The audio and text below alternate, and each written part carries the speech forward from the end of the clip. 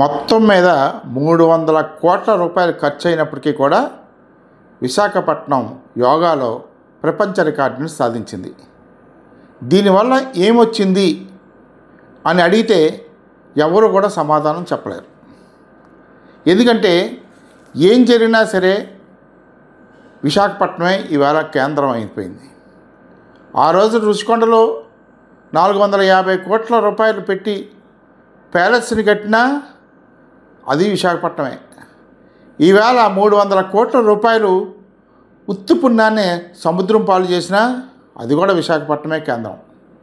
అంటే విశాఖపట్నం ఉత్తరాంధ్ర ప్రాంతం ఏ విధంగా పరిపాలకులకి కేంద్ర బిందువు అయిందంటే ఇక్కడ ప్రజలు ఎంత అమాయకంగా ఉన్నారు, ఎంత ఏం చెప్తే అది వింటారు, బానిసల్లా పడుంటారు. ఇవాళ యోగాకు ఉదయాన్నే చేపలు పట్టుకొని వచ్చేయమంటే వచ్చేస్తారు.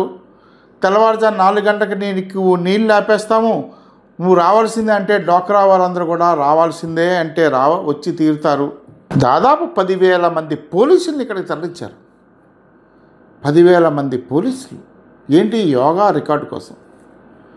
ఇక్కడ ఈ 300 కోట్ల రూపాయలని మా గిరిజన ప్రాంతంలో ఇక్కడ ఖర్చు చేసి దానికి భవనాలు నిర్మించి మంచి స్కూల్స్ని మంచి హాస్టల్స్ని కానీ నిర్మించి ఉంటే ఎంతో గొప్పగా ఉండేది.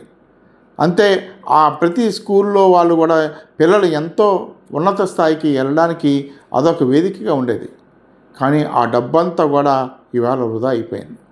ఇవాళ మోడీ గారు వచ్చి ఏమైనా హామీ ఇచ్చారా అంటే ఏమీ లేదు. మనకి ఇవాళ విశాఖపట్నం స్టీల్ ప్లాంట్ ప్రైవేటైజేషన్ చెయ్యము అని అన్నారా? అనలేదు.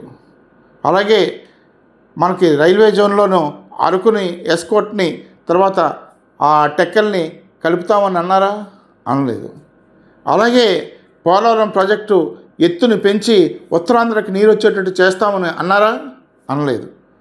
ఏ అభివృద్ధి గురించి కూడా ఒక్క మాట మాట్లాడకుండా ఉత్తరాంధ్రకి కనీసం ఇది చేస్తామని అనుకోకుండా, ఉత్తరాంధ్రను పక్కన పెడితే ఆంధ్రప్రదేశ్కి ఇది చేస్తామని అనకుండా మోడీ గారు వెళ్ళిపోయారు.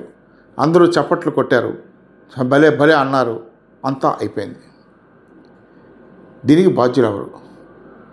ప్రజలు ఇలాగ బానిసల్లాగా నోరు మూసుకొని కూర్చోవలసిందేనా? ఎవరు ప్రశ్నించే ధోరణిలో లేరా? ప్రశ్నించరా? 26 కిలోమీటర్ల పొడవున అంటే విశాఖపట్నం ఆర్కే బీచ్ నుంచి భీమునిపట్నం బీచ్ వరకు కూడా రోడ్డుకి ఇరువైపులా పరదాలు పరిచారు. అంటే ఆ డబ్బంతా ఎవరిది, ఎందుకోసం? 26 కిలోమీటర్ల పొడవున రోడ్డు మీద పరిచి పారేశారు. అది ఎందుకు తర్వాత పనికిరాదు. అలాగే 3 లక్షల మందిని అక్కడికి బలవంతంగా తరలించారు. ఉదయాన్నే తెల్లవారుజాని 4 గంటలకి వాళ్ళందరినీ కూడా బస్సులు, ఎక్కడెక్కడ బస్సులు, అన్ని స్కూల్ బస్సులు అడిగారు, అన్ని ఆర్టీసీ బస్సులని తీసుకొచ్చారు, అన్ని పరిశ్రమల తాలూకా బస్సులని తీసుకొచ్చారు. వాటన్నిటిలోనూ కూడా ఈ జనాలందరినీ కూడా తెల్లారి 4 గంటలకి ఇక్కడ చేరేటట్టు అంటే అర్ధరాత్రి 2 గంటల నుంచి వాళ్ళని తరలిస్తూనే ఉన్నారు. ఎందుకు కోసం అంటే మోడీ గారి మెప్పు కోసం. మోడీ గారి మెప్పు ఎందుకోసం మనకు ఆంధ్రప్రదేశ్కు ఉపయోగపడుతుందంటే ఎవరు ఒక్క సమాధానం కూడా చెప్పలేరు. కేవలం మోడీ గారి మెప్పు కోసం 300 కోట్ల రూపాయలని సముద్రం పాలు చేశారు. రికార్డు, దీని పేరేంటంటే ప్రపంచ రికార్డుని యోగాలో సాధించామని. ఆ రికార్డు ఎవరి కోసం? మరోపక్క 22,000 మంది గిరిజనుల్ని అక్కడ స్కూల్స్ నుంచి తరలించి ఇక్కడ అదో రికార్డు అంటూ 22,000 మంది చేత సూర్య నమస్కారాలు చేయించారు. సూర్య నమస్కారాలు యోగాలో ఏ సమయంలో చేస్తారండి? పరగడుపున ఏమీ తినకుండా తెల్లవారిదాన్ని చేసేది సూర్య నమస్కారాలు. ఇది సాయంత్రం 6 గంటలకు చేసి వాళ్ళకి వచ్చి పిల్లలు చేస్తుంటే దాన్ని సూర్య నమస్కారాలను ఎలా అనగలం? అదో రికార్డు అంతే.